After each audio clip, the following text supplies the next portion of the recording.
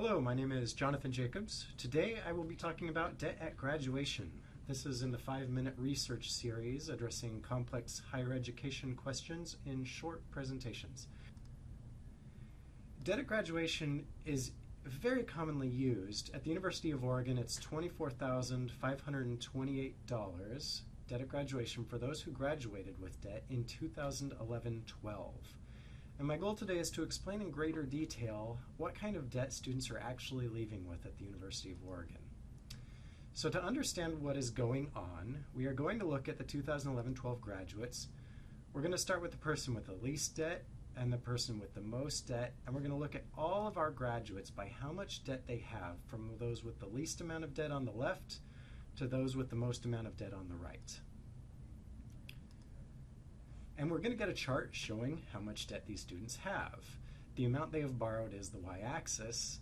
And the first thing I see when looking at this is that 51% of our graduates who started as first-time freshmen graduate debt-free. They did not borrow. And another 24% borrow less than $24,000. So it's important to note here that 75% of our graduates have less than $24,000 in debt. In fact, this is where you find the average debt at graduation for our students. Not in the middle of the chart, but here at the 75% point, because the metric only calculates average debt for those who have any debt. But we can't ignore the other end of the chart also. We see another 20% of our students who borrow less than $40,000. So here we're at 95% of our students borrowing less than $40,000. And only 5% of our graduates are borrowing more than that, up to a very small number who borrow as much as $150,000 to fund their education. In statistics, we call this an outlier. These also make for the most interesting stories used to talk about how student debt is out of control.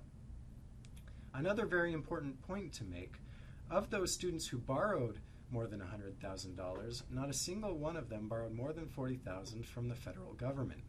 Most of the loans were through private lenders.